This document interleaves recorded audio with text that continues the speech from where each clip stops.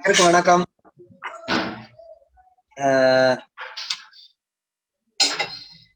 இந்த கேஸ பத்தி என்ன முக்கியமானது அப்படிங்கறத மட்டும் நான் முதல்ல சொல்லிடுறேன். அதுக்கப்புறம் கேள்வி பதில்ல வந்து நிறைய கேள்வி பதிலுக்கு இப்ப இந்த கேஸ பத்தி நான் 1/2 மணி நேரம் மட்டும் சொல்லிக்கிறேன். அதுக்கப்புறம் கேள்வி பதில்ல இருந்து நிறைய விஷயங்கள் நமக்கு சொல்றதுக்கு வாய்ப்புகள் அதிகமா இருக்கும். ஏன்னா இதுல பல சந்தேகங்கள் வரும். இது வந்து இந்த வழக்கை பொறுத்த அளவுக்கு it is both under reported and over reported. சில முக்கியமான தகவல்கள் தெரியாம போயிடுது. எதெல்லாம் தேவையில்லையோ அதெல்லாம் ரொம்ப அதிகமா வருது. அதனால இந்த கேஸுடைய புரிதல் தன்மை எப்படி இருக்கணும், எப்படி இருக்குது அப்படிங்கிறத ரெக்கார்டு பூர்வமா என்னென்ன ரெக்கார்டு இருக்கோ அதை பத்தி மட்டும் நம்ம டிஸ்கஸ் பண்றோம். ஏன்னா அதுதான் கோர்ட்ல இருக்கக்கூடிய ரெக்கார்டு. என்ன ஆயிருக்கு, 22ஆம் தேதி ராத்திரி 1949ஆம் தேதி அந்த டிஸ்பியூட்டட் பிளேஸ், அதாவது டிஸ்பியூட்டட் பிளேஸ் எப்படி அமைஞ்சிருக்கு அப்படின்னா, ஒரு பெரிய காம்பவுண்ட் சுவர் இருக்குது. அந்த காம்பவுண்ட் சுவர் வந்து கிழக்கு பார்த்து இருக்குது. ஒரு தலைவாசல் இருக்கு. கிழக்க பார்த்த கேட்ல இருந்து ஒரு காம்பவுண்ட் சுவர் வருது. அது உள்ளுக்குள்ள ஒரு கட்டடம் இருக்குது. அதுல 3 தூம்புகள் இருக்கு. மசூதி போன்ற அமைப்புடைய கட்டடம். அதுக்கு வெளிவர் அந்த கட்டடம் இல்லாத காலி இடங்கள்ல ஒரு 3 இடம் இருக்குது. ஒண்ணு கோவிலுக்குள்ள, அந்த கிழக்கு புறத்து கோபுரத்துக்குள்ள நுழைஞ்சோம்னா இடதுகை பக்கம் ஒரு இடம் இருக்குது, ஒரு மரம் இருக்குது. அந்த மரத்துக்கு கீழே ராம்சபுத்ரா அப்படின்னு சொல்லி ஒரு மேடை அமைச்சு கிரகம் இருக்கு. அந்த இது நுழைஞ்சதுமே வலது பக்கத்துல பண்டாரா, அதாவது ஜாமான் எல்லாம் வச்சுக்கிறதுக்காக ஒரு இடம் இருக்கு. அப்படியே உள்ள போனோம்னா, அந்த கட்டடத்துக்கு உள்ள போகாது, சுற்றுப்பிரகாரத்துக்கு உள்ள போனோம்னா சீதாரசோயி அப்படின்னு சொல்லி ஒரு இடம் இருக்கு. அது பக்கத்துல இன்னொரு கேட் இருக்கு. வடக்கு புறமா ஒரு கேட் இருக்கு. அந்த கேட்டுக்கு பேரு வந்து சிங்கத்வார் அப்படின்னு பேரு. இந்த நான் சொன்ன பாத்தீங்களா, கிழக்கு புறமா ஒரு கேட் இருக்குதுன்னு சொல்லி, அந்த கேட்டுக்கு வந்து ஹனுமத்வார் அப்படின்னு பேரு. இதுதான் இதனுடைய அமைப்பு. 22ஆம் தேதி ராத்திரி என்ன பண்றாங்க, அந்த வெளியில இருக்கக்கூடிய ராமர் சிலையை எடுத்து உள்ள வச்சிடறாங்க. விடிஞ்சா 23ஆம் தேதி டிசம்பர் மாசம் 1949 உள்ள வச்சதுமே அந்த கட்டடத்துக்கு ஒரு போலீஸ்காரர் இருக்காரு. அந்த போலீஸ்காரரு ஒன்னும் செய்யல, ஒன்னும் சொல்லல, ரிப்போர்ட் எதுவும் பண்ணல. அப்புறம் ராமர் சிலையை எடுத்து உள்ள வச்சுட்டாங்க அப்படின்ன உடனே கூட்டம் கூட ஆரம்பிச்சிருச்சு. அதாவது அயோத்தியில என்ன ஒரு முக்கியமான விஷயம்னா, 24 மணி நேரமும் ராம பஜனை நடந்துகிட்டே இருக்கும் எல்லா கோவில்கள்லையும். இது வந்து அயோத்தியில இன்னும் நடக்குது, முதல்ல இருந்தே நடக்குது. அது மாதிரியான பஜனை அங்க நடந்துட்டு இருந்துச்சு. அந்த அந்த பஜனை நடக்கும் பொழுது இடைவெளியில உள்ள இருக்கக்கூடிய ராமர் சிலை எடுத்து, வெளியில இருக்கக்கூடிய ராமர் சிலை எடுத்து உள்ள வச்சுட்டாங்க. இந்த தகவல் அயோத்தியாவுக்கு போனதுமே அயோத்தியாவில் இருக்கக்கூடிய எல்லா பேரும் வந்துட்டாங்க. பக்கத்து நகரத்துக்கு போனதுமே எல்லா பேரும் கூட்டம் கூட்டமா வர ஆரம்பிச்சிடறாங்க. காலையில 7 மணிக்கு போலீஸ் ஸ்டேஷனுக்கு தகவல் போகுது, இந்த மாதிரி வெளியில இருக்கக்கூடிய சிலையை எடுத்து உள்ள வச்சுட்டாங்க அப்படின்னு சொல்லி. இங்க இருக்கக்கூடிய அந்த போலீஸ் காவல் இன்சார்ஜ் இருப்பார்ல, போலீஸ் கான்ஸ்டபிள், அவர் போய் தகவல் சொல்றாரு. உடனே போலீஸ்ல கம்ப்ளைண்ட் ஆகுது. தகவல்கள் எல்லா ஊருக்கும் போகுது. அங்க லக்னோவுக்கு போகுது, லக்னோல இருந்து டெல்லிக்கு போயிடுது. அப்படி பரபரப்பாவே இருக்குது. ஒண்ணு எந்தவித அசம்பாவமும் நடக்கல. அப்படி போய்கிட்டே இருக்குது. 2 நாள் ஆகுது, 3 நாள் ஆகுது, 4 நாள் ஆகுது, 5 நாள் ஆகுது, ஒரு 7-8 நாள் ஆகிக்கிட்டே இருக்கு. இதுக்கு இடையில பிரைம் மினிஸ்டர் ஒரு கடிதம் எழுதுறாரு அங்க இருக்கக்கூடிய சீஃப் மினிஸ்டர். சீஃப் மினிஸ்டர் யாருன்னா கோவிந்த் வல்லவ் பந்த் அப்படின்னு சொல்லி ஒரு பெரிய ஒரு டவரிங் பர்சனாலிட்டி. அவர் தான் chief minister of United Provinces அப்படின்னு சொல்லி இந்த உத்தரப்பிரதேசம் சொல்லுவாங்க. அவருக்கு ஒரு லெட்டர் எழுதுறாரு. இந்த மாதிரி அந்த இடத்துல வந்து ராமர் சிலை இருக்கு, அதை நீங்க எப்படியாவது எடுத்து உள்ள இருக்கிறத எடுத்து மறுபடியும் வெளியில வச்சிருங்க. உள்ள வச்சிட்டாங்க, அதை எடுத்து வெளியில வச்சிருங்க அப்படின்னு சொல்லி லெட்டர் போடுறாரு. அவர் பதிலே போடல. சீஃப் மினிஸ்டர் சொல்றாரு, இது என்னுடைய ப்ராவின்ஸ், ஐ நோ ஹவு, எனக்கு தெரியும் how to deal with this is my subject matter. Law and order I will handle it. So therefore the centre need not to interfere அப்படிங்கிற மாதிரி அவர் சொல்லி பார்க்கிறார். கேட்கல. மறுபடியும் இவர் ஒரு லெட்டர் எழுதுறாரு. சீஃப் மினிஸ்டர் ஒரு லெட்டர் எழுதுறாரு. It is with in my province, I will look after the law and order problem if it arise. இது வரைக்கும் எந்த பிரச்சனையும் வரல. So if it arise then let us see அப்படின்னு சொல்லிட்டு விட்டுறாரு. அப்புறம் லோக்கல்ல வந்து இருக்கக்கூடிய எஸ்பி, கலெக்டர் எல்லாருமே பாக்குறாங்க. இந்த எஸ்பி, கலெக்டர் எல்லாருமே வந்து ராமர் சிலை வெளியில இருக்கிறது உள்ள போனதை பத்தி அவங்களுக்கு எந்தவித ஒரு ஆட்சேபனையும் கிடையாது. அது வெளியில எடுத்துட்டு வரணுங்கிற இன்ட்ரெஸ்டும் இல்ல, டிஸ்இன்ட்ரெஸ்டும் இல்ல. அவங்களுடைய கன்சர்ன் எல்லாமே லா அண்ட் ஆர்டர் ப்ராப்ளம் வரக்கூடாது, அவ்வளவுதான். அதுக்கு மேல எதுவும் கிடையாது. இப்படியே இருக்கு. பிரஷர் வருது. பிரஷர் வந்த உடனேயே லோக்கல்ல ஒருத்தர் இருக்காரு. அவர் ஹிந்து மகாசபையில ஒரு முக்கியமான பொறுப்புல இருந்தவர். அவர் பேர் கோபால் சிங் விசாரத். அவர்கிட்ட அவரு கலெக்டர், டிஸ்ட்ரிக்ட் கலெக்டர், எஸ்பி எல்லாத்தையும் பேசுறாரு. இந்த மாதிரி இருக்கு அப்படின்னு. அவங்களும் அட்வைஸ் பண்றாங்க, சார் இந்த மாதிரி எங்களுடைய கையை விட்டு போகக்கூடிய சூழ்நிலை வரும், அதனால நீங்க போய் ஒரு கோர்ட்ல ஒரு கேஸை போட்டு ஒரு இன்ஜெக்ஷன் வாங்கிடுங்க அப்படின்னு சொல்றாரு. உடனே இவர் என்ன பண்றாரு, 16ஆம் தேதி ஜனவரி மாசம் சூட் ஃபைல் பண்றாரு. Suit for injunction. என்ன சொல்றாரு அப்படின்னா, இந்த தேதி கொஞ்சம் முக்கியமானது, அதனால கொஞ்சம் தேதியை குறிச்சு வச்சுக்கிட்டோம்னா 16ஆம் தேதி ஜனவரி மாசம் கோர்ட்ல ஃபைல் பண்றாரு. என்ன சொல்றாரு, ராமர் சிலை உள்ள இருக்குது, அதை நான் இன்றைய தேதி வரை, அதாவது கிளைண்ட் என்னைக்கு ஃபைல் பண்றாங்களோ அன்னைக்கு தான், இன்னைக்கு நான் வந்து அந்த சிலைய பூஜை பண்ணிட்டு இருக்கேன். அந்த சிலைய உள்ள இருக்கிற சிலையை யாரும் வெளியில எடுத்துடக்கூடாது, அவ்வளவுதான். இதுதான் அந்த சூட்டினுடைய பிரேயர். ஃபைல் பண்றாரு. ஒரு இன்ட்ரீம் இன்ஜெக்ஷன் அப்ளிகேஷன் போடுறாங்க, சிலையை எடுத்து வெளியில வச்சிடக்கூடாது. உடனே அந்த அப்ளிகேஷனுக்கு அவர் ஆர்டர் போட்டுறாரு மேஜிஸ்ட்ரேட், உள்ள இருக்கிற சிலையை யாரும் வெளியில எடுத்து வைக்காதீங்க. இதுல யாரெல்லாம் பார்ட்டியை சேர்க்கிறாருன்னா, அங்க இருக்கக்கூடிய முஸ்லிம்கள் ஒரு 3 பேரை பார்ட்டியா சேர்க்கிறாரு. சேர்த்துட்டு அங்க கலெக்டர் மத்தவங்களை எல்லாரையுமே பார்ட்டியா சேர்த்துட்டு இந்த சூட்டு போட்டுறாங்க. சூட்டு நோட்டீஸ் ஆயிடுது, இன்ஜெக்ஷன் கொடுத்துறாங்க, யாரும் அதை பண்ணாதீங்க அப்படின்னு சொல்லி. இதுக்கு இடையில ஒரு முக்கியமான விஷயம் நான் சொல்லணும். இந்த சூட்டு போடுறதுக்கு முன்னாடி 29ஆம் தேதி, டிசம்பர் மாசம் 29ஆம் தேதி அந்த ப்ராப்பர்ட்டி அட்டாச் பண்ணிருக்கு கவர்மெண்ட். அட்டாச் பண்ணிட்டா அது ப்ராப்பர்ட்டியை வந்து 145 ப்ரொசீடிங்ஸ் அப்படின்னு சொல்லுவாங்க. இங்க எல்லாம் லா அண்ட் ஆர்டர் பிரச்சனை வரும் அப்படின்னு எதிர்பார்க்கப்படுறோம், அந்த இடத்த போய் அட்டாச் பண்ணிடுறோம். அப்புறமேல யார் சூட்டு போட்டு ஜெயிக்கிறாங்களோ அவங்கள்ட்ட அந்த ப்ராப்பர்ட்டியை கொடுத்துருவோம் அப்படின்னு சொல்லி சட்டத்துல ஒரு ஒரு ப்ரொவிஷன்ஸ் இருக்கு. அதுக்கு வந்து 145 அப்படின்னு சொல்லுவாங்க. 145 சிஆர்பிசி அப்படின்னு சொல்லுவாங்க. அது பிரகாரம் அந்த ப்ராப்பர்ட்டி அட்டாச் பண்ணிடுறாங்க. அட்டாச் பண்ணிட்டு கவர்மெண்ட்ல அவங்க கோவிலா இருக்கிறதுனால ஒரு ரிசீவர் போட்டு கோவில் பூஜையெல்லாம் பாத்துக்கிறணும் அப்படிங்கிறதுக்காக அந்த ஊர்ல இருக்கக்கூடிய அயோத்தியாவினுடைய முனிசிபல் சேர்மன் இருக்காரு, அவர்கிட்ட பொறுப்பை கொடுத்துறாங்க. நீங்க கோவிலை பாத்துக்கோங்க, நிர்வாக பூஜை எல்லாம் பண்ணிக்கோங்க அப்படின்னு சொல்லிட்டு ஒரு ஸ்கீம் போடுவாங்க. அதாவது கோவில் வந்து அப்படின்னா எப்படி பூஜை பண்றது, என்னென்ன பண்றது, யார் யாருக்கு சம்பளம் கொடுக்கறது அப்படிங்கிறதுக்கு ஸ்கீம் அப்படின்னு சொல்றாங்க. அதையும் போட்டு அவர் கொடுத்துறாரு. அப்புறம் ஒரு நாள் கூட்டம் கொஞ்சம் குறைச்சிருந்துச்சு, யாரையுமே விடல போலீஸ். அதுக்கப்புறமேல இந்த அட்டாச் பண்ண உடனே கூட்டம் வர ஆரம்பிச்சிருச்சு, கோவிலுக்கு போய் பூஜை பண்ண ஆரம்பிச்சாங்க.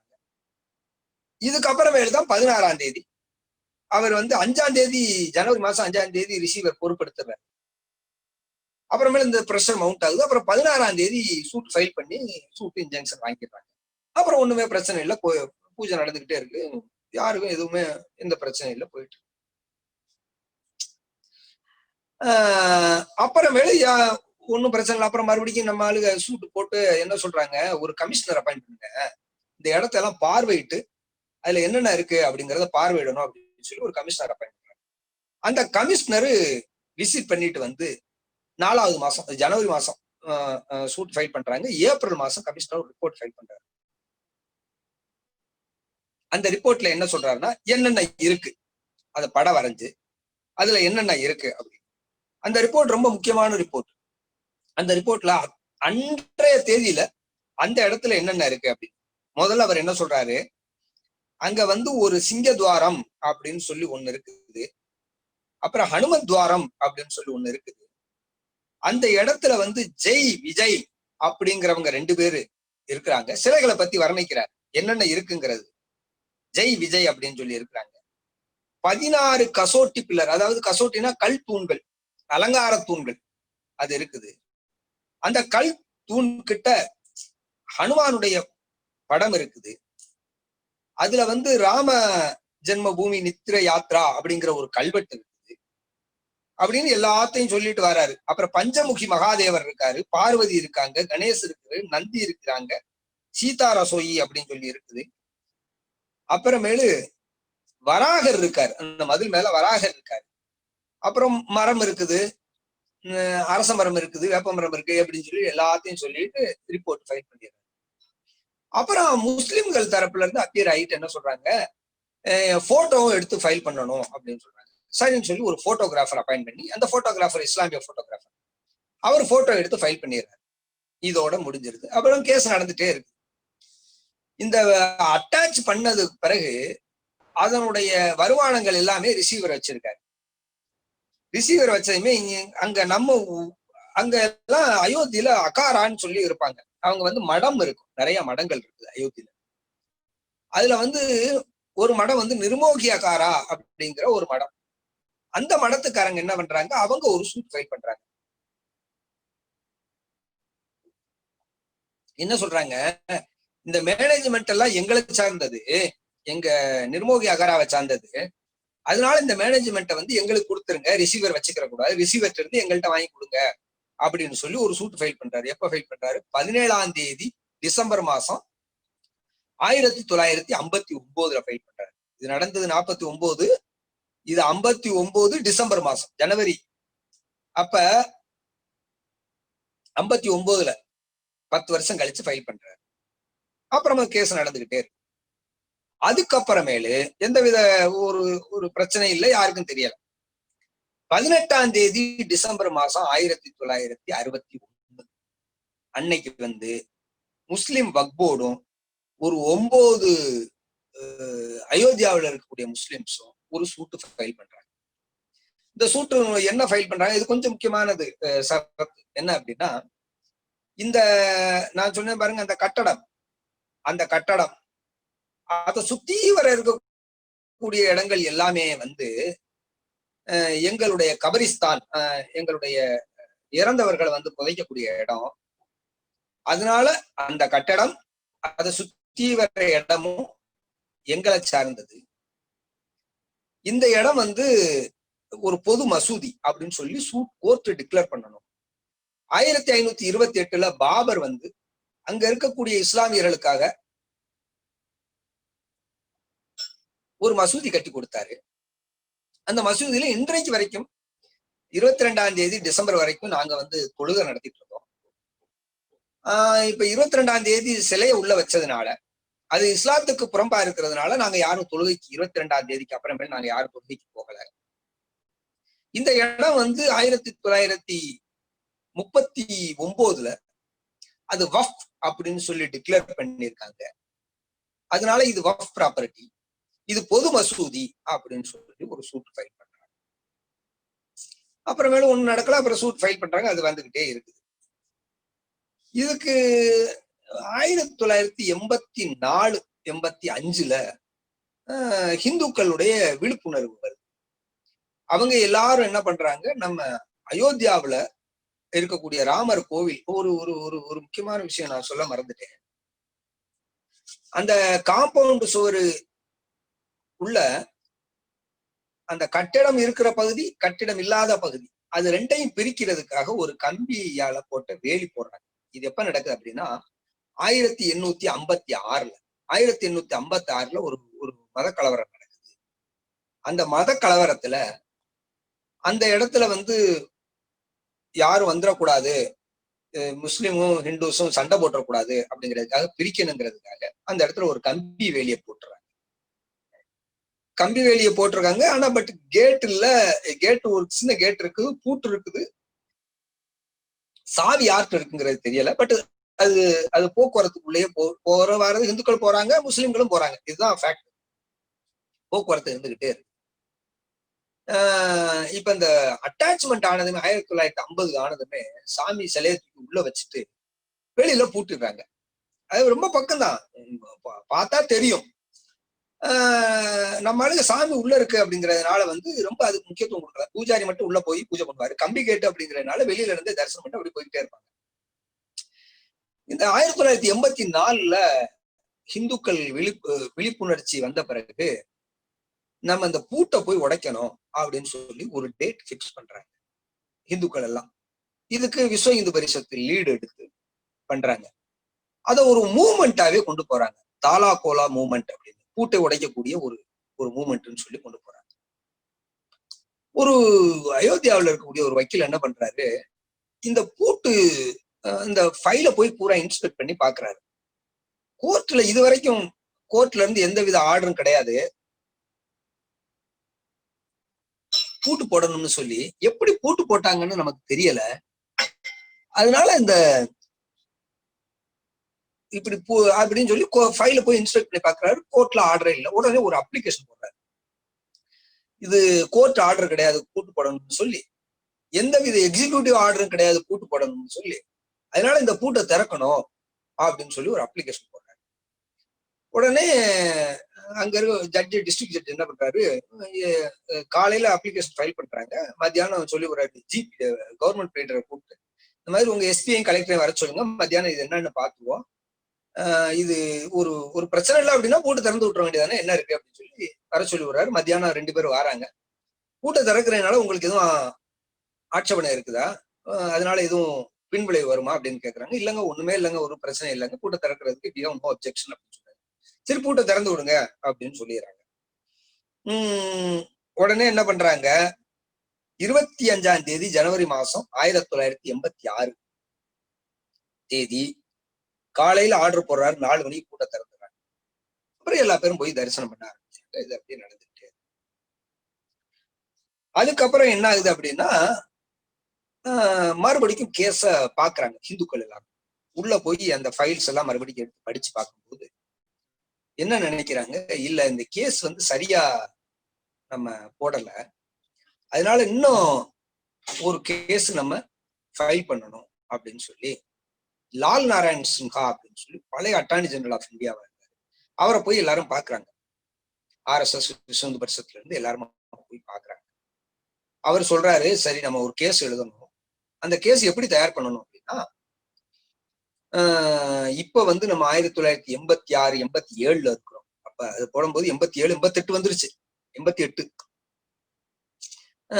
1988ல இருக்கோம். இந்த சம்பவம் நடந்தது வந்து 1949. அதனால நம்ம இதை எப்படி ஓவர் கம் பண்ணணும் அப்படிங்கிறத பார்த்துட்டு சூட்டு ஃபைல் பண்றாங்க. யார் யார் பேர்ல ஃபைல் பண்றாங்கன்னா, முதல்ல ராமர் விக்கிரகம், 2வது ஜன்ம பூமி அப்படின்னு, இந்த இடமே வந்து பூமி அப்படின்னு சொல்லி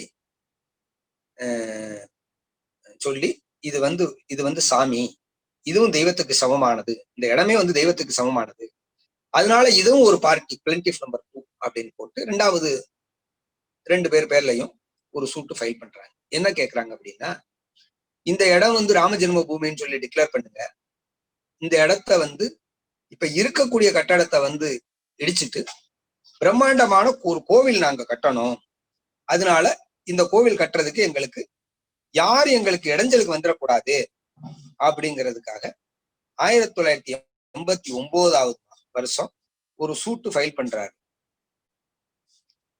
இது அப்புறம் சூட்டு ஃபைல் பண்றாங்க. எல்லா சூட்டையும் ஒன்னா சேர்த்து கேஸ் போட்டு இந்த கேஸ் நடந்துட்டு, அப்புறம் என்ன ஆகுதுன்னா 1991ல 90 வாக்குல யூபியில கவர்மெண்ட் சேஞ்ச் ஆகி கல்யாண் சிங் சீஃப் மினிஸ்டரா வர்றாரு. இன்னொரு முக்கியமான விஷயம், அந்த சூட் ப்ராப்பர்ட்டி எவ்வளவு இருக்குன்னா 1468 ஸ்கொயர் யார்ட், 1486 ஸ்கொயர் யார்ட் தான் அதனுடைய விஸ்தீர்ணம்.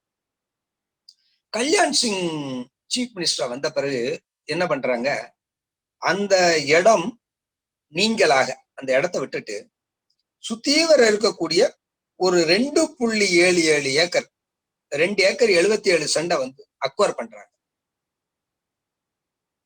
7ஆம் தேதி அக்டோபர் மாசம் 1991ல அந்த இது அக்வயர் பண்றாங்க.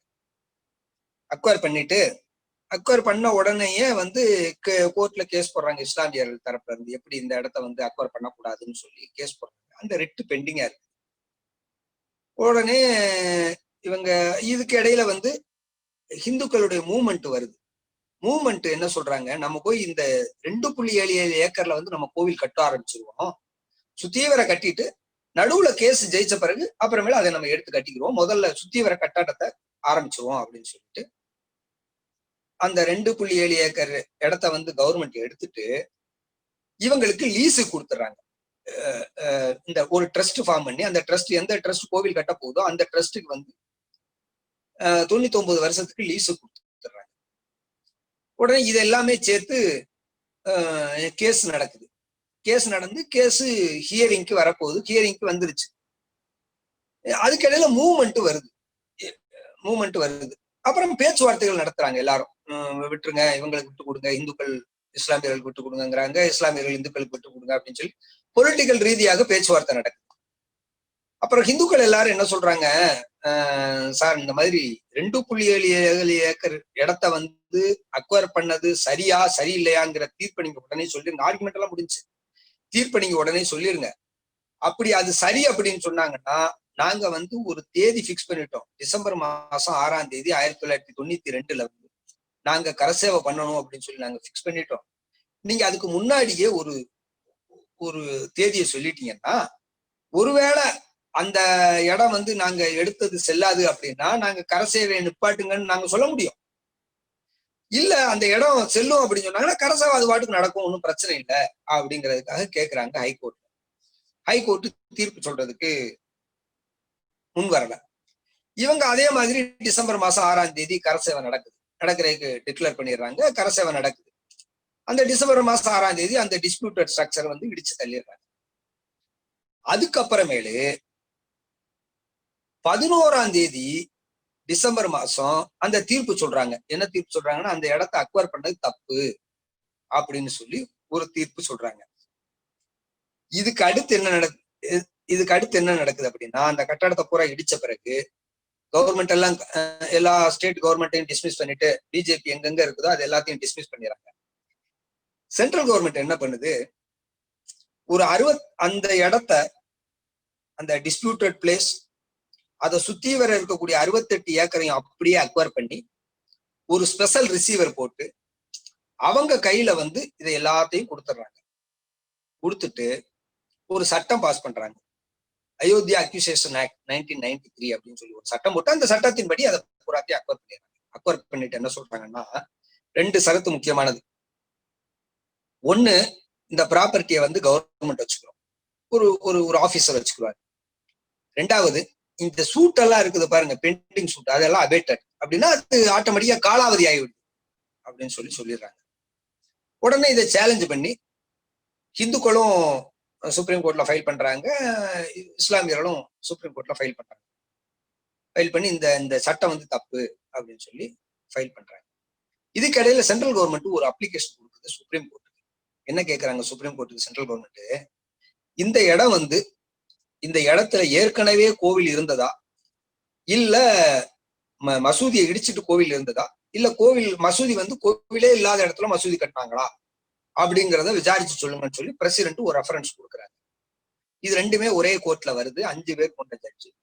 அவங்க 2 தீர்ப்பு சொல்றாங்க. ஒண்ணு, நீங்க கேட்ட கேள்விக்கு வந்து நாங்க பதில் சொல்ல போறது இல்லை அப்படின்னு சொல்லிட்டு அந்த பெட்டிஷனை தள்ளுபடி பண்ணிட்டு இந்த அக்வயர் பண்ணது வந்து செல்லும் அப்படின்னு சொல்லிடுறாங்க. ஆனா இந்த சூட்டு காலாவதி ஆகி போயிடுன்னு சொன்னீங்கல்ல, அந்த சரத்து தப்பு அப்படின்னு சொல்லி அதை மட்டும் ஸ்ட்ரைக் டவுன் பண்ணிட்டு மறுபடிக்கு நீங்க சூட்டை நடத்துங்க அப்படின்னு சொல்லி சூட்டை ரிமாண்ட் பண்ணி அனுப்பிச்சு விட்டுறாங்க லக்னோவுக்கு மறுபடிக்கும் சூட்டு நடக்குது.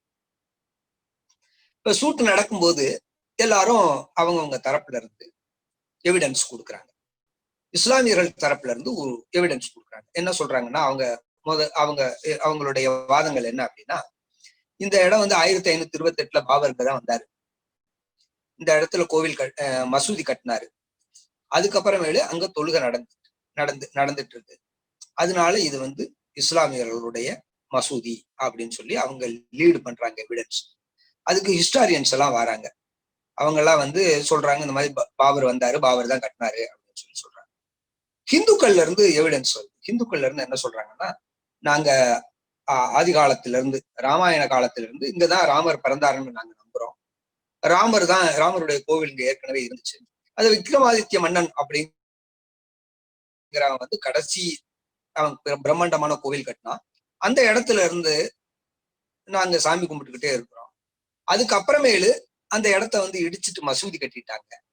மசூதியா கட்டினா கூட அந்த இடத்த நாங்க போய் தினம் போய் தரிசனம் பண்ண போய்கிட்டே இருக்கோம்.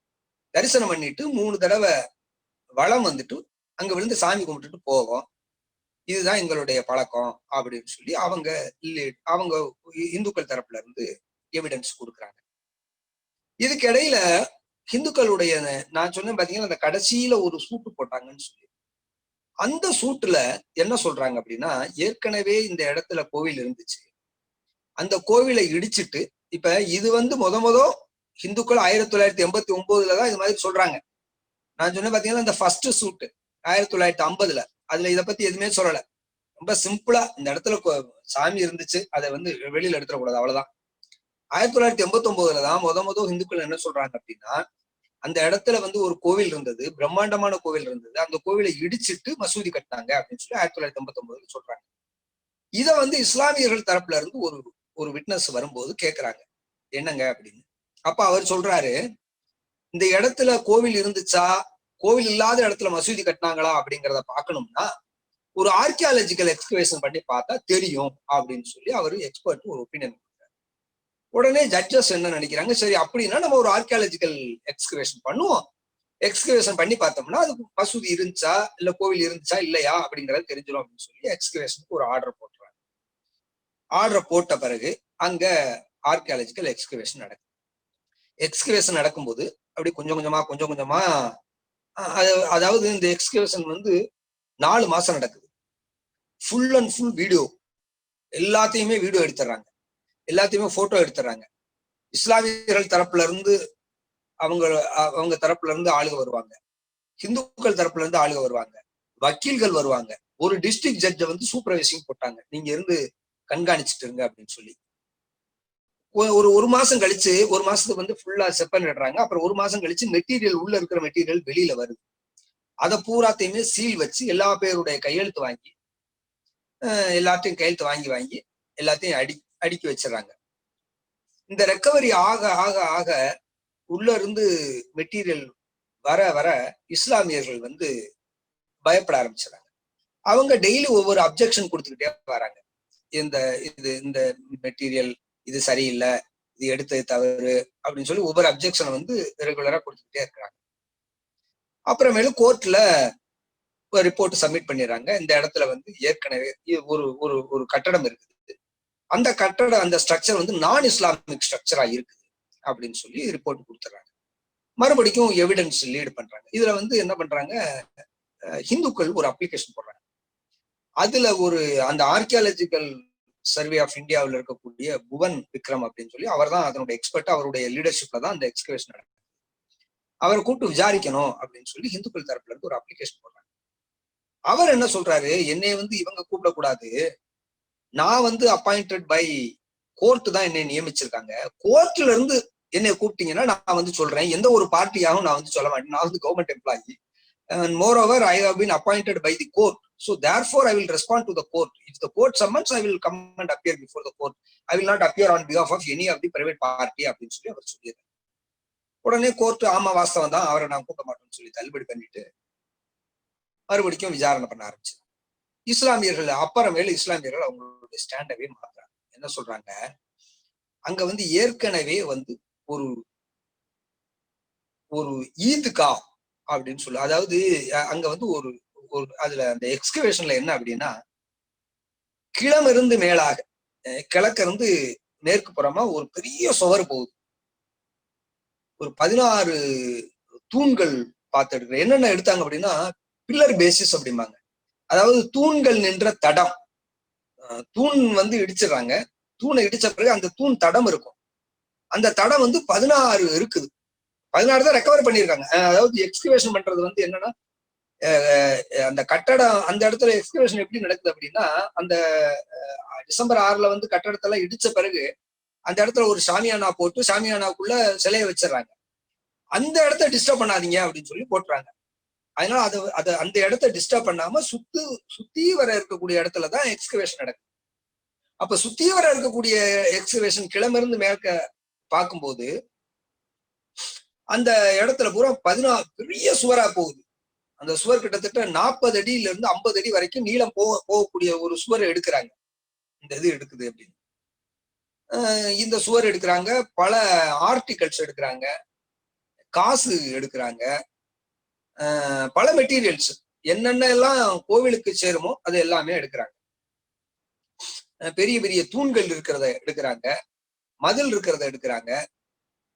இது எல்லாத்தையுமே எடுத்த பிறகு இஸ்லாமியர்களுடைய ஸ்டாண்டு மாறுது. அந்த இடத்துல ஈத்கா அப்படிங்கிற ஒரு மசூதி இருக்குது. அத மேலதான் இந்த மசூதி கட்டினாங்க அப்படின்னு சொல்லி எடுத்தாங்க. இன்னொரு ஒரு முக்கியமான விஷயம் சொல்ல மறந்துட்டேன். இந்த டிசம்பர் மாசம் 6ஆம் தேதி அந்த இடத்த பூரா இடிச்சு தரமட்டமாக்கும் போது அதுக்கு மதிலுக்கு பின்புறத்தை வந்து இடிக்கிறாங்க. இடிக்கும் போது அங்க இருந்து ஒரு கல்வெட்டு வெளியில வருது. அந்த கல்வெட்டு வெளியில வந்ததுமே அந்த கல்வெட்டு எடுத்து பத்திரப்படுத்தி வைக்கிறாங்க. பத்திரப்படுத்தி வச்ச பிறகு ஹிந்துக்கள் ஒரு அப்ளிகேஷன் போடுறாங்க கோர்ட்ல. அப்ப அந்த கேஸ் பெண்டிங்கா இருக்கு. அந்த நான் சொன்னேன் பாத்தீங்களா, அந்த ரிட்டு அப்பீல், அந்த அக்யூசேஷன் வந்து சரியா தப்பா அப்படிங்கிற கேஸ் வந்து சுப்ரீம் கோர்ட்ல பெண்டிங்கா இருக்கு. அதுல ஒரு அப்ளிகேஷன் போடுறாங்க. இந்த மாதிரி டிசம்பர் மாசம் 6ஆம் தேதி வந்து அது இடிபாட்டுக்கு இடையில வந்து ஒரு ஒரு ஒரு கல்வெட்டு கிடைச்சிருக்கு. அந்த கல்வெட்டுக்கு ஈஸ்டாம் பேஜ் எடுக்கணும், அதாவது அத படிமம் எடுக்கணும், அதுக்கு நீங்க பெர்மிஷன் கொடுங்க அப்படின்னு சொல்லி ஒரு அப்ளிகேஷன் போடுறாங்க. உடனே கோர்ட்டு பெர்மிஷன் கொடுக்குது. அது எதுனாலும் சரி அதை எடுத்து வைங்க அப்படின்னு சொல்லிடுறாங்க. அந்த கல்வெட்டுல இருக்கக்கூடிய ஒரு படிமத்தை எடுக்கிறாங்க. எடுத்து அதுல என்னென்ன இருக்கு அப்படின்னு சொல்லி பாக்குறாங்க. பார்க்கும்போது அது வந்து ஏற்கனவே ஒரு மன்னர் வந்து இந்த கோவிலை வந்து பிரம்மாண்டமா கட்டினாரு அப்படிங்கிறத பத்தின கல்வெட்டு. அது சமஸ்கிருத மொழியில இருக்குது அப்படின்னு சொல்லி அது இருக்குது. அதை வந்து இந்துக்கள் ப்ரூவ் பண்றாங்க. KV ரமேஷ் அப்படின்னு சொல்லி ஒரு மிகப்பெரிய ஒரு கல்வெட்டு ஆராய்ச்சியாளர், அவர் மைசூர் யூனிவர்சிட்டியில ப்ரொஃபஸரா இருக்காரு. அவர் வந்து கோர்ட்ல சொல்லி அதை படிச்சு அதனுடைய விளக்கத்தை பூரா சொல்லி அதனுடைய ஆத்தென்டிகேஷன் பண்றாரு. இதெல்லாம் இருக்குது அப்படின்னு. இது எல்லாத்தையும் ஒட்டு மொத்தமா பார்க்கும்போது அந்த இடத்துல கோவில் இருந்தது அப்படிங்கிறது ப்ரூவ் ஆகுது. ப்ரூவ் ஆயிட்டு இந்த ஆர்கியாலஜிக்கல்ல ப்ரூவ் பண்ணிடுறாங்க. இன்னொரு முக்கியமான விஷயம் நான் மறந்துட்டேன். என்னன்னா, ஒரு ஒரு மசூதி அப்படின்னு சொல்லி அவங்க சொல்றாங்க, பொது மசூதி அப்படின்னு சொல்லி வரும்போது 1961 அவங்க சூட்டு போடுறாங்க. சூட்டு போட்ட உடனே நம்ம ஆளுக்கு ஒரு அப்ளிகேஷன் போடுறாங்க. இது வந்து வஃப்னு சொல்லி டிக்ளேர் பண்ணி இருக்கிறதாக நீங்க சொன்னீங்க, அந்த வஃப்னுடைய டாக்குமெண்ட்டை நீங்க கோர்ட்ல ப்ரொடியூஸ் பண்ணணும்னு சொல்லி ஒரு அப்ளிகேஷன் போடுறாங்க. உடனே அவங்க அந்த அப்ளிகேஷன்ல ஏத்துக்கிட்டு அந்த வஃப் டாக்குமெண்ட்டை ப்ரொடியூஸ் பண்றாங்க. உடனே நம்ம ஆளுங்க ஒரு ப்ரிலிமினரி அப்ஜெக்ஷன் ப்ரிலிமினரி இஷ்யூன்னு சொல்லி ஒரு இஷ்யூ ஃப்ரேம் பண்ணி, இந்த வஃப் டிக்ளரேஷன் வேலிட் இல்லையா அப்படின்னு சொல்லி கேட்கறாங்க. அதாவது 1934 வஃப் ஆக்ட் கொண்டு வந்து அந்த வஃப் ஆக்ட் பிரகாரம் 1949 இது வந்து வஃப் டிக்ளேர் ஆயிருக்கு அப்படின்னு சொல்லி அந்த வஃப் வந்து வேலிட் வஃபா அப்படின்னு பார்க்கணும்னு சொல்லி பாக்குறாங்க. அதை எக்ஸாமின் பண்ணி அந்த ப்ரிலிமினரி இஷ்யூல என்ன கோர்ட் சொல்லிடுறாங்க அப்படின்னா, இந்த வஃபே கிடையாது, இது வந்து வேலிட் வஃப் கிடையாது. அதுல வந்து அது வந்து அதுல வந்து ஒரு 6 காலம் இருக்கும். முதல் காலம் வந்து சீரியல் நம்பர், 2வது காலம் வந்து யாரு வந்து அந்த வக்ஃபி அப்படின்னு சொல்லுவாங்க, யார் அந்த வஃபை வந்து கொடுத்தாங்க அப்படின்னு. அதுல வந்து பாபர் அப்படின்னு சொல்லி எழுதி. அப்புறம் அது வந்து எந்த ப்ராப்பர்ட்டி அப்படின்னு டிஸ்கிரிப்ஷன் ஆஃப் த ப்ராப்பர்ட்டி. அந்த டிஸ்கிரிப்ஷன் ஆஃப் த ப்ராப்பர்ட்டில வந்து வெறும் பிளாங்கா இருக்கு. அதுல வந்து எந்தவித ப்ராப்பர்ட்டி பேரே இல்லை. அப்படின்னா பாபர் வஃப் கிரியேட் பண்ணியிருக்காரு. எந்த ப்ராப்பர்ட்டியை கிரியேட் பண்ணியிருக்காரு அப்படின்னு பார்த்தா ப்ராப்பர்ட்டியுடைய இடம் காலியா இருக்கு. அதனால it is not a valid Waqf அப்படின்னு சொல்லி ஒரு தீர்ப்பு கொடுத்துறாங்க. வேலிட் வஃப் இல்லை அப்படின்னாவே அந்த சூட்டு கண்டினியூ பண்ணக்கூடாது. பட் என்னன்னு தெரியல, அந்த சூட்டு கண்டினியூ ஆகிக்கிட்டே இருந்திருக்கு. இது வந்து 1962 அது ப்ரிலிமினரி இஷ்யூவா டிசைட் பண்ணி சூட்டு அவங்களுக்கு வந்து it is not a valid Waqf அப்படின்னு சொல்லி ஒரு ஆர்டர் பாஸ் பண்ணிட்டாங்க. அந்த ஆர்டருக்கு மேல முஸ்லிம்ஸ் அப்பீல் போயிருக்கணும், பட் போகல. அதனால தட் அட்டைன்ஸ் ஃபைனாலிட்டி. பட் சூட்டு கண்டினியூ ஆயிருக்கு. இதுல இன்னொரு ஒரு முக்கியமான ஃபைண்டிங்ஸ் என்ன அப்படின்னா, பாபர் தான் இதை கட்டுனாரு அப்படின்னு சொல்லி அவங்களுடைய வாதம். அப்புறம் ஹிந்துக்கள் எவிடன்ஸ் லீடு பண்ணும்போது இது பாபர் காலத்துல கட்டல, பாபர் 1528 கட்டினதாக அவங்களுடைய வாதம். ஆனா 1528 அவர் வரவே இல்லை, அயோத்தியாவுக்கே வரல. அதனால அவர் கட்டல அப்படிங்கிறத நம்ம ஹிந்துக்கள் ப்ரூவ் பண்ணிட்டாங்க. ப்ரூவ் பண்ணிட்டு ஒரு முக்கியமான டாக்குமெண்ட் ஒண்ணு ஹிந்துக்கள் ஃபைல் பண்றாங்க. ஒரு ஒரு பிரெஞ்சு உடைய ஒரு பாதிரியார் அவர் இந்தியாவுக்கு வராரு. அவர் பேரு டைஃபன் தெல்லர் அப்படின்னு சொல்லி. அவர் இந்தியாவுக்கு ஒரு அவருடைய விசிட்டை பத்தி எழுதுறாரு. அதுல அயோத்தியாவை பத்தி எழுதுறாரு. என்ன எழுதுறாரு அப்படின்னா, அந்த இடத்துல ராமர் இருந்ததாக நம்பிக்கையோட இந்துக்கள் அந்த இடத்த வழிபடுறாங்க. அந்த இடத்துல ஒரு தொட்டில் இருக்குது. அந்த தொட்டில் இருக்கு. அந்த தொட்டில இந்துக்கள் வழிபட்டுட்டு 3 தடவை பிரதட்சணமா நமஸ்காரம் பண்ணிட்டு போறாங்க அப்படிங்கறத எழுதிட்டு, இந்த இடம் இந்துக்கள் ராமர் பிறந்ததாக இருக்கிறதாக நம்பி அந்த இடத்துல இருக்கிறாங்க. எல்லா பேரும் பாபர் இடிச்சதாக நம்புறாங்க. ஆனா பாபர் இடிக்கல, இது அவுரங்கசீப் காலத்துல கட்டியிருக்கலாம் அப்படின்னு சொல்லி அவர் சொல்றாரு.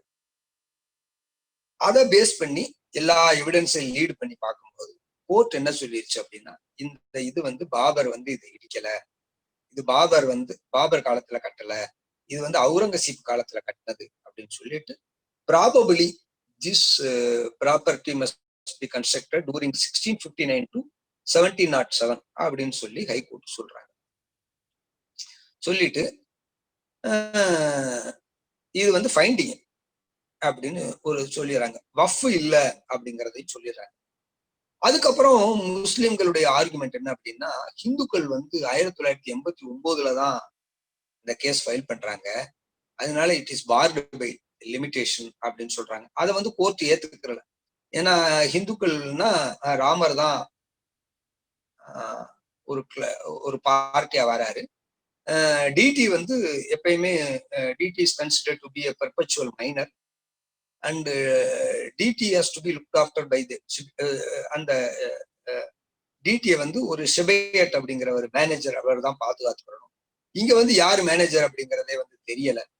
அதனால டிடி யாரு பாதுகாக்காதனால அவர் சூட் எப்ப வேணாலும் போடலாம். அவங்க 89 போட்ட சூட் செல்லுபடியாகும், லிமிடேஷன் பீரியடு கூட தான் வருது அப்படின்னு சொல்லிட்டு இவங்களுடைய வாதம் சரியானது, இந்துக்கள் சூட் ஃபைல் பண்ணலாம் அப்படின்னு சொல்லிட்டு தீர்ப்பு சொல்லிடுறாங்க. தீர்ப்பு சொல்லிட்டு என்ன பண்றாங்க ஹைகோர்ட்டு, இத 3ஆ பிரிச்சு, ஒண்ணு ராமருக்கு, இன்னொன்னு அந்த நிர்மோகியக்காரா அப்படிங்கிறவங்களுக்கும், ஒண்ணு முஸ்லிம்களுக்கும் அப்படின்னு சொல்லி 3ஆ பிரிச்சு சொல்லிடுறாங்க. அதுக்கு மேல எல்லா பேருமே சுப்ரீம் கோர்ட்டுக்கு வராங்க.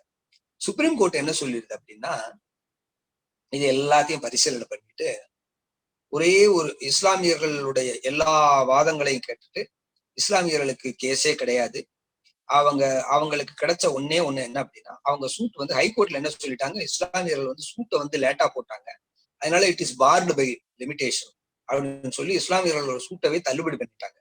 ஆனா சுப்ரீம் கோர்ட்ல என்ன சொல்லிட்டாங்கன்னா, இல்ல இஸ்லாமியர்களுக்கு கரெக்ட் டயத்துல தான் போட்டிருக்காங்க, அவங்க 12 வருஷத்துக்குள்ள போடணும், ஆனா 12 வருஷம் ஆகுறதுக்கு 4 நாளைக்கு முன்னாலேயே சூட் ஃபைல் பண்ணிட்டாங்க, அதனால அவங்களுடைய சூட் வித்தின் டைம் அப்படின்னு சொல்லிட்டு அயோத்தியாவில் இருக்கக்கூடிய ஒரு இடத்துல அவங்களுக்கு ஒரு 5 ஏக்கர் இடம் கொடுங்க அப்படின்னு சொல்லி அவங்களுக்கு கொடுத்துட்டு, இந்த இடம் முழுக்க அந்த 62 ஏக்கரையும் 68 ஏக்கரையும் ஹிந்துக்களுக்கு கொடுத்துருங்க அப்படின்னு சொல்லி கொடுத்துறாங்க.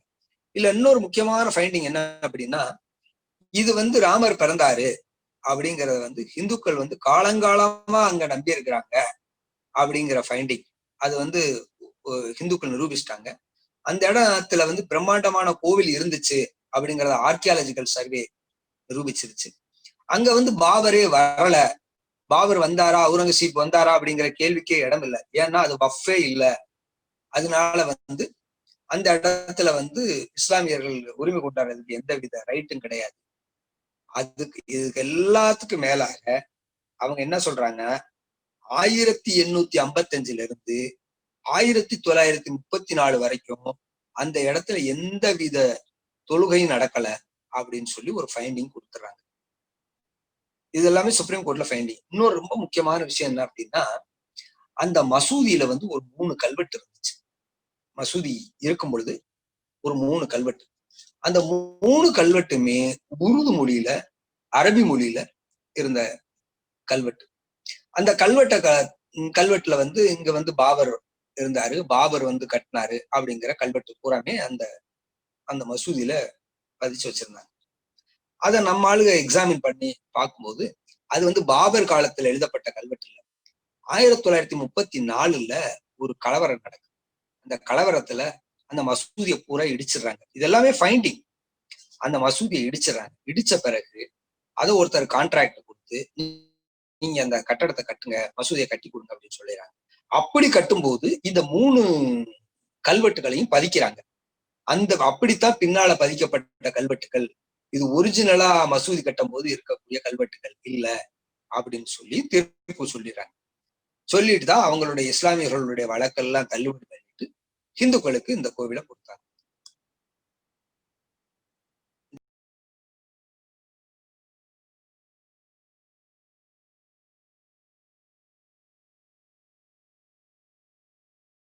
அதாவது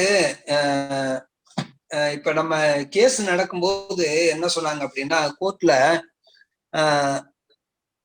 மோல்டிங் ஆஃப் ரிலீஃப் அப்படின்னு சொல்லி ஒரு ப்ரொவிஷன்ஸ் இருக்கு. தீர்ப்பை வந்து நாங்க சொல்றது, நாங்க எப்படி தீர்ப்பு சொன்னா சௌரியமா இருக்கும் அப்படின்னு சொல்லி ஜட்ஜஸ் நம்மளை கேட்பாங்க. அந்த பவர் இருக்குது ஜட்ஜஸுக்கு, நமக்கும் அந்த பவர் இருக்கு.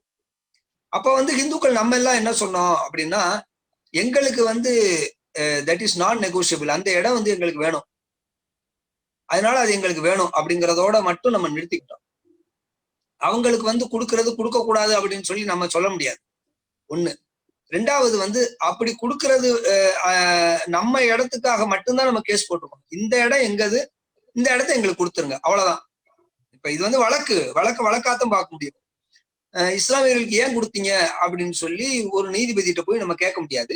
அது கேட்கறதுக்கான ரைட்டு நம்மள்ட்ட இல்ல. நம்ம சூட்டு போட்டது வந்து 1468 ஸ்கொயர் யார்டுக்கு மட்டும்தான் நம்ம சூட்டு போட்டோம், அவ்வளவுதான். அந்த இடம் மட்டும்தான். இப்ப கவர்மெண்ட் அதுக்கப்புறமேல அதை இடிச்சு கவர்மெண்ட் ஒரு 68 ஏக்கர் அக்வயர் பண்ண பிறகு அந்த 68 ஏக்கரையும் வந்து நமக்கே கொடுத்துட்டாங்க அப்படிங்கறதுனால அதை நம்ம ஏத்துக்கிட்டோம். ஆனா கோர்ட்டுக்கு வந்து அதனுடைய பவர் இருக்கு. அவங்க வந்து ஒரு கவர்மெண்ட்டை பார்த்து ஒரு ஒரு லாங் பெண்டிங் ஒரு ஒரு பிரச்சனை இருக்கும்போது இதை வந்து சரி பண்றதுக்காக ஒரு இடம் கொடுக்கறது அப்படிங்கிறது வந்து கோர்ட்டுக்கான ஒரு அதிகாரம் இருக்கு. அந்த அதிகாரத்துல அவங்க கொடுத்தாங்க.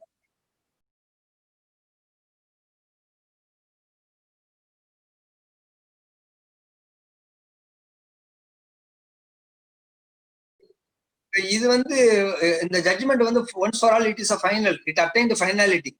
சுப்ரீம் கோர்ட்டுக்கு மேல எந்தவித கோர்ட் கிடையாது, அதனால இதுதான் ஃபைனல்.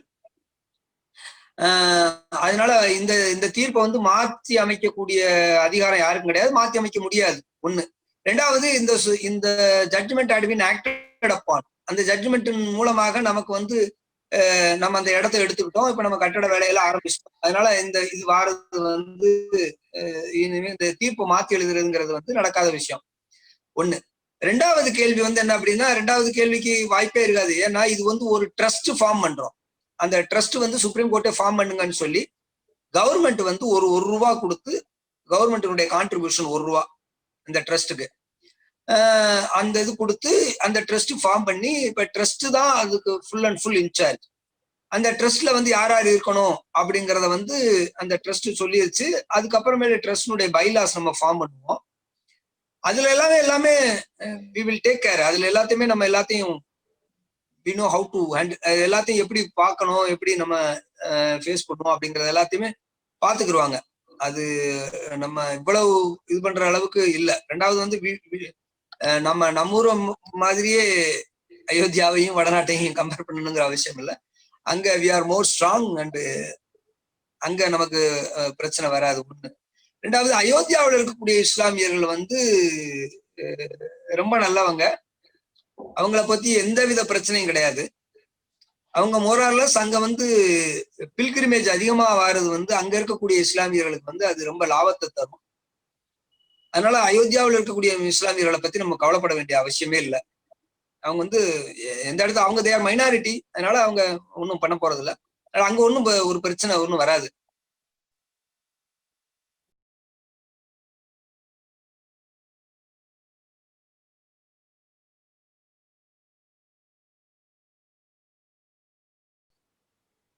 நான் சொன்னேன் முதல்ல, நான் உங்கள்கிட்ட சொல்லும் போதே இதுதான், over reported and under reported அப்படின்னு. இந்த அயோத்தியா ஜட்ஜ்மெண்ட் வந்த பிறகு அதனுடைய எல்லா பத்திரிகையும், அயோத்தியா கேஸ பத்தி சொல்லக்கூடிய எல்லா பத்திரிகையும் நான் வாங்கி படிச்சேன். அந்த journals, outlook, India today, front line, எல்லா பத்திரிகையுமே வந்திருக்கு. அதை எல்லாருமே நீங்க மறுபடியும் படிங்க. எல்லாருமே, நீங்க எல்லாம் பத்திரிகை துறையில் இருக்கிறதுனால நான் உங்கள்கிட்ட அந்த வேண்டுகோள் வைக்கிறேன். நீங்க எல்லாருமே அயோத்தியா ஜட்ஜ்மெண்ட் வந்த காலகட்டங்கள்ல, அதுக்கு அடுத்த காலகட்டங்கள்ல வந்த ஆர்டிகல்ஸ் எல்லாத்தையுமே நீங்க படிங்க. எனக்கு என்ன மிகப்பெரிய வருத்தம் அப்படின்னா, யாருமே அது தவறு அப்படின்னு சொல்லி ஒரு கவுண்டர் எழுதல, நம்ம எழுதல. ஆனா அவங்க எல்லாமே தயாரா இருக்கிறாங்க. அவங்க இப்ப இப்ப இந்த வழக்கு நடந்து 1 வருஷத்துக்கு மேல ஆயிடுச்சு. பத்திரிகை துறையில இருந்து இப்பதான் என்னை அணுகி என்னை கேட்கணும் அப்படிங்கிற சூழ்நிலைக்கு நம்ம இன்னைக்கு தான் வந்திருக்கோம். ஆனா அவங்க அப்படி இல்லை. அவங்க ஜட்ஜ்மெண்ட் வந்த உடனேயே அவங்க அந்த ஜட்ஜ்மெண்ட்டை கிரிட்டிசைஸ் பண்ணி அவங்க ஆர்டிகல் எழுதுறாங்க. சில பேர் வந்து ஜட்ஜ்மெண்ட்டை மிஸ்லீட் பண்ணி ஆர்டிகல் எழுதுறாங்க. இது எல்லாமே அவங்க ரொம்ப ஆக்டிவா இருக்காங்க. எல்லாமே ஆக்டிவ் இன் தேர் ரைட்டிங். நம்ம ஆக்டிவ் இன் ரைட்டிங் கிடையாது. நம்ம அதை பத்தின கன்சர்ன் நமக்கு ரொம்ப குறைச்சலா இருக்குது. அதனால நம்ம அதை இன்க்ரீஸ் பண்ணணும். நம்ம நிறைய ஆர்டிகல் எழுதணும். இப்ப இதுல நிறைய ஃபைண்டிங்ஸ் இருக்கு. அதாவது 2 பேர் பொய் சாட்சி சொன்னாங்க, இஸ்லாமியர்கள். அவங்க 2 பேர் மேலையும் கண்டெம்ட் ஆஃப் கோர்ட் போட்டு அவங்க ஒவ்வொருத்தர் மேலையும் 50,000 ரூபாய் ஃபைன் கட்டி, லக்னோ நீதிமன்றம் அவங்க 2 பேர் மேலேயும் ஃபைன் போட்டு அவங்கள ரொம்ப வன்மையா கண்டிச்சிருக்கு. நீங்க வந்து ப்ரொஃபஸர்னு சொல்லிட்டு வந்து கோர்ட்டை வந்து மிஸ்லீட் பண்றீங்க, நீங்க இப்படி பண்ணக்கூடாது அப்படின்னு சொல்லி ஃபைண்டிங்ஸ் கொடுத்துருக்காங்க. அவங்க எல்லாம் வந்து நான் வந்து கம்யூனிஸ்ட் அப்படின்னே சொல்லியிருக்காங்க. பட் இதெல்லாம் நம்ம ஹைலைட் பண்ணல. அதுதான் அதனுடைய காரணமே ஒழிய, நம்மளுடைய வேலைகளை நம்ம கொஞ்சம் தீவிரமா செஞ்சோம்னா அவங்க எல்லாம் போயிடுவாங்க. இப்ப பாபர் மசூதிங்கிறாங்க. பாபரே கட்டலப்பா, பாபருக்கு எப்படி மசூதின்னு சொல்ல முடியும் அப்படின்னு சொல்லலாம். மசூதின்னு சொல்லித்தான் அவங்க கேஸ் போட்டாங்க. ஆனா இது மசூதியே இல்லைன்னு சொல்லித்தான் கோர்ட்ல கேஸ் வந்துருக்கு. இப்ப ஒரு ப்ராப்பர்ட்டி வந்து மசூதியா இருக்கணும்னா அது வஃபா இருக்கணும். வஃபா இல்லை அப்படின்னா அது மசூதியாவே இருக்க முடியாது. அப்ப இது வஃபே இல்லை அப்படின்னு சொல்லி தீர்ப்பு வந்திருக்கு. வஃபே இல்லாத இடத்த எப்படிப்பா மசூதியா இருக்க முடியும்? வஃப் அப்படின்னா ப்ராப்பர்ட்டி டெடிகேட்டட் டு அல்லாஹ், கடவுளுக்கு, அல்லாவுக்கு கொடுக்கப்பட்ட இடம். அப்ப அல்லாவுக்கு அது சரியா கொடுக்கல அப்படிங்கும்போது அது எப்படி நீ மசூதின்னு சொல்லுவ? அதுதான் தீர்ப்பு. இதெல்லாம் நம்ம ஹைலைட் பண்ணணும். அது ஜட்ஜ்மெண்ட் கிடையாது. ஜட்ஜ்மெண்ட்ல வந்து அது மசூதியே இல்லைன்னு சொல்லி வந்திருக்கு, வஃபே இல்லைன்னு சொல்லி வந்திருக்கு, நீங்க தொழுகையே நடத்தலன்னு சொல்லி வந்திருக்கு, 1934 வரைக்கும் நீங்க தொழுகையே நடத்தலன்னு வந்திருக்கு. அதுக்கு அப்புறமேலும் வந்து இவங்களை வந்து யாருமே தொழுகை நடத்த விடல இந்துக்கள். அவங்க கம்ப்ளைண்ட் பண்றாங்க. 1949 ஒரு வஃப் இன்ஸ்பெக்டர் வந்து ஒரு ரிப்போர்ட் கொடுக்குறாரு. அது எல்லாமே ரெக்கார்ட்ல இருக்கு. டைம் டியூரேஷன் ரொம்ப கம்மிங்கிறதுனால நான் அந்த விஷயங்கள் எல்லாம் எலாபரேட்டா சொல்ல முடியல. இட் வில் டேக் ஒரு நாள் ஆகும் இதை ஃபுல்லா எக்ஸ்பிளைன் பண்ண. அந்த வஃப் இன்ஸ்பெக்டர் வராரு. வஃப் இன்ஸ்பெக்டர் வந்து ஒரு ரிப்போர்ட் கொடுக்குறாரு. அங்க வந்து இஸ்லாமியர்கள் வந்து அந்த இடத்துல போய் தொழுகை நடத்த முடியல, யாரெல்லாம் இஸ்லாமியர்கள் அந்த சைடு போனாங்களோ அவங்கள வந்து கல்லை கொண்டு எரியிறாங்க, செருப்பை கொண்டு எரியிறாங்க அப்படின்னு சொல்லி ஒரு கம்ப்ளைண்ட் கொடுக்குறாங்க. ஒரு இஸ்லாமியர் என்ன சொல்றாரு, எங்களை வந்து வாங்கு சொல்ல விட மாட்டேங்கிறாங்க, நாங்கெல்லாம் வாங்கு சொல்றதுக்கு போறோம் அப்படின்னா அங்க போய் தொழுகை நடத்த போனாங்கன்னா தொழுகை நடக்கும் பொழுது ஹிந்துக்கள் வந்து சங்கு ஊதுறாங்க, எங்க தொழுகையை டிஸ்டர்ப் பண்றாங்க, எங்களை நிம்மதியா தொழுகை பண்ண விடல அப்படிங்கறதெல்லாம் எவிடன்ஸ். அப்படிங்கும்போது அந்த இடத்துல வந்து மசூதியே இல்ல அப்படிங்கறதுதான் ப்ரூஃப். ஒண்ணு. ரெண்டாவது என்ன அப்படின்னா, அந்த இடம் வந்து ரெண்டா பிரிக்கிறாங்க, இஸ்லாமியர்கள் அங்க இருந்தாங்க, இந்துக்கள் இங்க இருந்தாங்க அப்படின்னு சொல்றது எல்லாமே பொய். எல்லாமே ஒரே ஒரு unit, it is a singular entity அப்படிங்கிறது தான் ஜட்ஜ்மெண்ட். இதெல்லாம் நான் சொன்னேன் பாத்தீங்களா, அங்கங்க என்னென்ன இருக்குது அப்படின்னு சொல்லி. அப்படி என்னென்ன இருக்குது அப்படிங்கறது எல்லாம் பார்க்கும் பொழுது அது ஹிந்துவனுடைய கோவில்கள் மட்டும்தான் இருக்குது அப்படிங்கறதுதான் ஃபைண்டிங். இது எல்லாமே நம்ம ஹைலைட் பண்ணணும், அவ்வளவுதான்.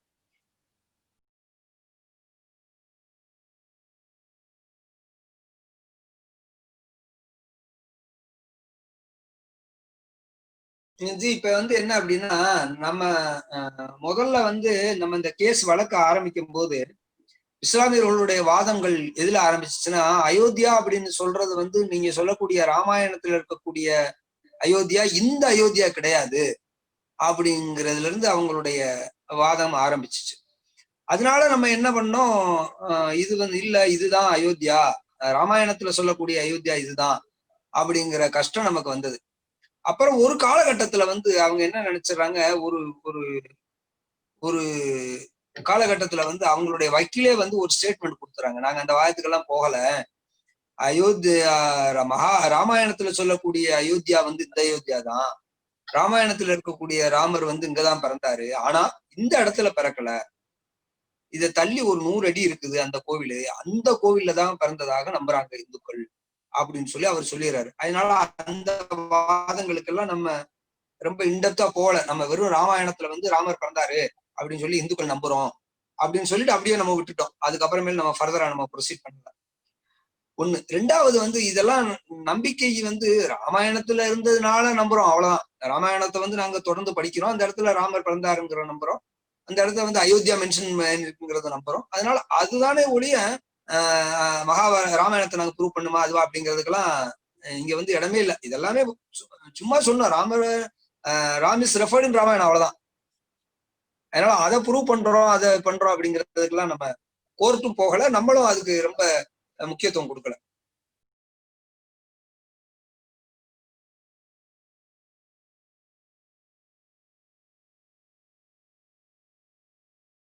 ஏற்கனவே அங்க Archaeological Survey of India Ram Katha Kunj அப்படின்னு சொல்லி ஒரு இடம் வச்சிருக்காங்க. அந்த இடத்துல எல்லாத்தையுமே சேகரிச்சு வச்சிருக்கிறாங்க, சேகரிச்சு இருக்குது, பத்திரமா இருக்குது. ஆனா இன்னும் பார்வையாளர்கள் அனுமதிக்கல. விரைவில் அதுக்கான நடவடிக்கை எடுப்பாங்க. அது இந்த இது எல்லாமே பூர்த்தியான பிறகு அந்த ராம் கதா குஞ்சில் இருக்கக்கூடிய எல்லாத்தையுமே கொண்டு இங்க வைக்கிறதற்கான ஏற்பாடுகள் நடந்துட்டு இருக்கு. அதெல்லாம் நடக்கும், அது எல்லாத்தையுமே எடுத்து பத்திரப்படுத்திருக்காங்க, அதெல்லாம் வச்சிருக்கோம், அந்த வேலைகள் நடக்கும். இனிமே கோவில் நல்ல பிரம்மாண்டமா கட்டின பிறகு அந்த இடத்துல அதெல்லாம் பார்வைக்காக வைக்கிறதுக்கான ஏற்பாடெல்லாம் இருக்குது.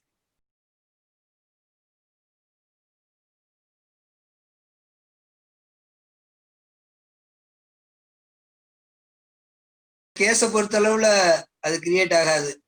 இந்த கேஸ அவங்க அயோத்தியா இதுவே இல்ல என்ன சொன்னாலும் இது வராது. அந்த இடத்துல கோவில் இருந்துச்சு, அந்த இடத்துல இப்ப இன்ஃபேக்ட் நம்ம ராமர் அங்க பிறந்தாருன்னு அவங்க நம்புறோம், அவ்வளவுதான். அதுக்கு மேல இந்த கோர்ட்ல இந்த கேஸ்ல எந்த ஃபைண்டிங் கிடையாது. என்னுடைய நம்பிக்கையை நான் நிரூபிச்சிட்டேன். நானு ராமர் அந்த இடத்துல பிறந்தாரு, அயோத்தியாவுல பிறந்தாருன்னு நான் நம்புறேன், அவ்வளவுதான். என்னுடைய நம்பிக்கையை தான் நிரூபிச்சிருக்கேன். அதனால என்னுடைய நம்பிக்கை இல்லை அப்படின்னு சொல்லி யாரும் மாற்ற முடியாதுல்ல. இப்ப நான் என்னுடைய நம்பிக்கையை ப்ரூவ் பண்ணதுக்கு அப்புறமேலு என்னுடைய நம்பிக்கையை இப்ப உங்களுடைய நம்பிக்கை நேபாள்ல ராமர் பிறந்தார் அப்படின்னு நீங்க நம்புறீங்கன்னா நம்பிக்கைங்க, அவ்வளவுதான். But this will not affect அவர் கேஸையோ இதோ எந்தவித பாதிப்பும் வராது.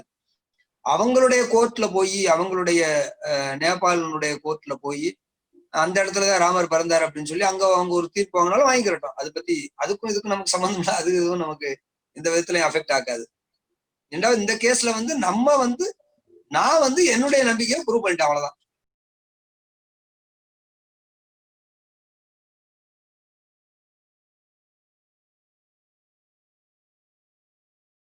அது மாதிரி யாரும் ஃபைல் பண்ணல. போட்டவர் அவருக்கு சொந்தமானதுன்னு கேட்கல. அவர் சொல்றாரு அந்த இடத்தக்கூடிய சிலையை எடுத்து வெளியில வைக்க கூடாது அப்படின்னு சொல்றாரு. ரெண்டாவது கேஸ் போட்டாங்க நிர்மோகியகாரா அப்படிங்கிறவங்க, அவங்க தான் சொன்னாங்க அந்த இடம் எங்களுக்கு சேர்ந்தது, எங்களுடைய மடத்துக்கு சேர்ந்தது அப்படின்னு சொல்லி அவங்க சொன்னாங்க. ஆனா கோர்ட் அதை ஏத்துக்கறல, உங்களுடைய மடத்துக்கு அது சொந்தம் இல்லை அப்படின்னு சொல்லி அவங்களுடைய வழக்கை தள்ளுபடி பண்ணிடுச்சு. தள்ளுபடி பண்ணிட்டு கடைசியில சுப்ரீம் கோர்ட் என்ன சொன்னாங்க அப்படின்னா, நீங்க எப்படியோ எனிகோ நம்ம ஒரு ட்ரஸ்ட் ஃபார்ம் பண்ண போறோம், அந்த ட்ரஸ்ட்ல எல்லா மடாதிபதிகளும் இருப்பாங்க, அதுல இவங்களுக்கும் ஒரு இடம் கொடுங்க அப்படின்னு சொல்லி அந்த மடத்துக்கு ஒரு இடம் கொடுக்குறாங்க. நமக்கு அயோத்தியாவில் இருக்கக்கூடிய எல்லா அகாராவும் அதுல இடம் போடுறாங்க. அவங்களுக்கும் ஒரு இடம் கொடுங்க அப்படின்ட்டாங்க. அது அது இந்துக்கள், அவங்களும் இந்துக்கள் தான், அதுல ஒன்றும் பிரச்சனை இல்லை. பட் அது வந்து யாருக்கும் தனி ஒரு மடத்துக்கு சொந்தம் அப்படின்னு சொல்லலாம், அவ்வளவுதான் அப்படின்னு சொல்லி. அதனால யாருமே இதுல கேஸ் போடல. ராமர் மட்டும்தான் கேஸ் போட்டாரு. ராமருடைய வழக்கு மட்டும்தான் ஜெயிச்சிருக்கு.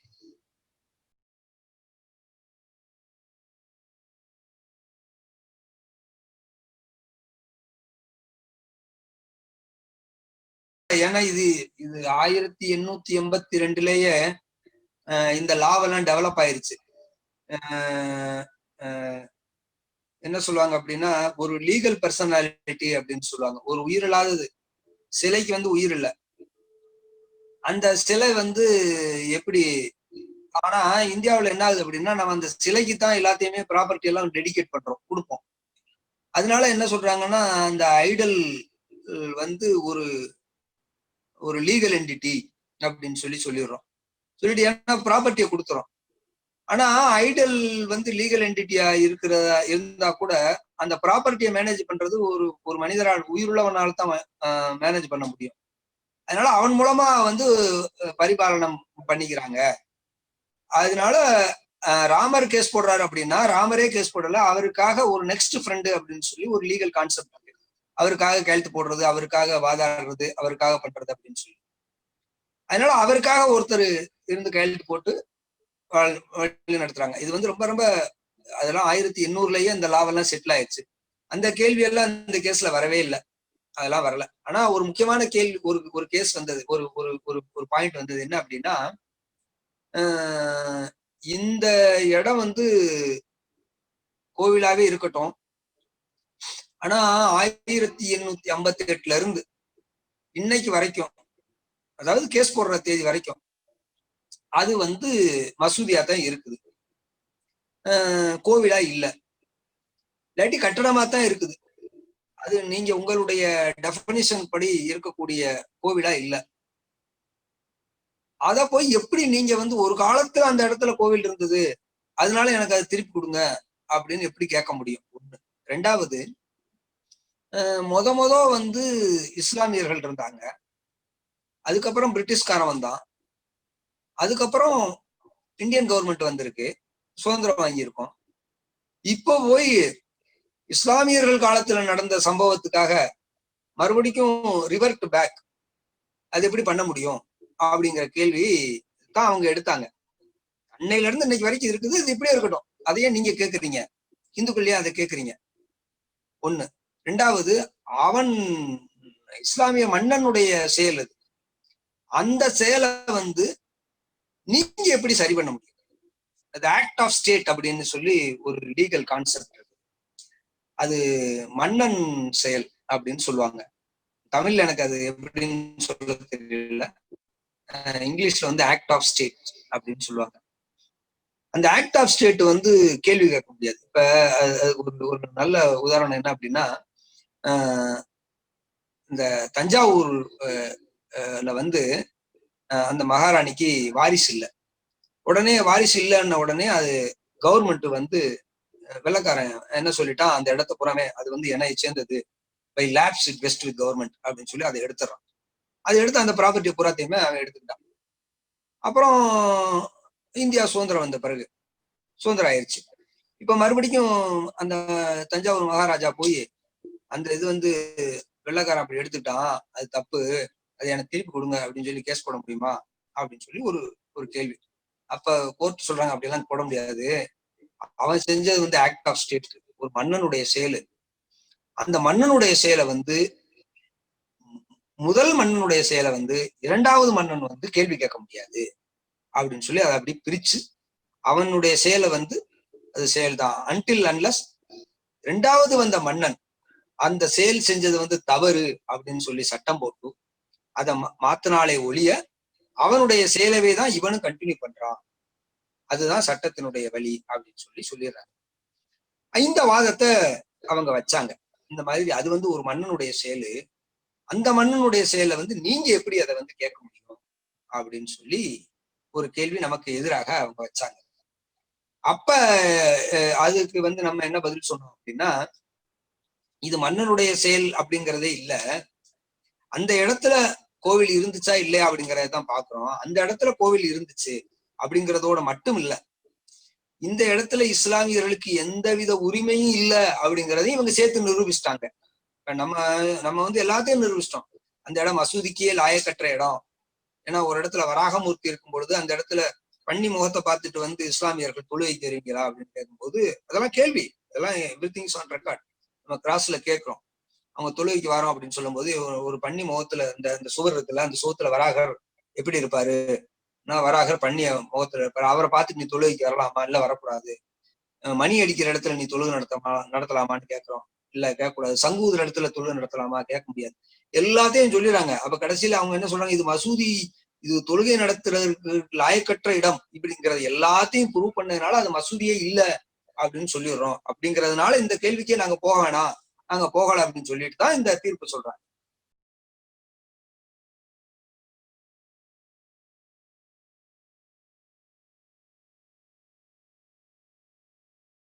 நம்மளுடைய வாதம் இல்லை. நம்ம என்ன சொல்றோம் அப்படின்னா, 1528 கோவில் அந்த மசூதி கட்டினாங்க அப்படிங்கிறது அவங்களுடைய வாதம். கோர்ட் என்ன சொல்லிடுச்சுன்னா 1700 தான் வந்து இந்த மசூதி கட்டினதுன்னு சொல்றாங்க கோர்ட். ஆனா நம்மளுடைய வாதம் அதுக்கு முன்னாடியே வந்து அந்த இடத்துல ஒரு கோவில் இருந்துச்சு, அந்த கோவிலை இடிச்சிட்டு இது கட்டியிருக்காங்க அப்படிங்கிறது நம்மளுடைய வாதம்.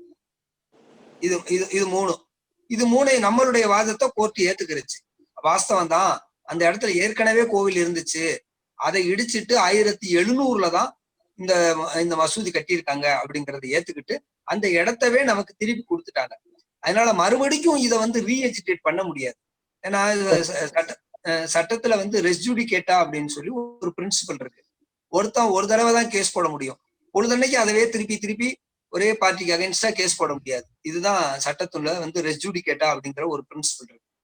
அதனால இது மறுபடியும் இந்த கேஸ், இதை வந்து மறுபடியும் கேஸ் போடுவாங்க அப்படிங்கறதெல்லாம் இது முடியாது, சாத்தியக்குறையே இல்லை.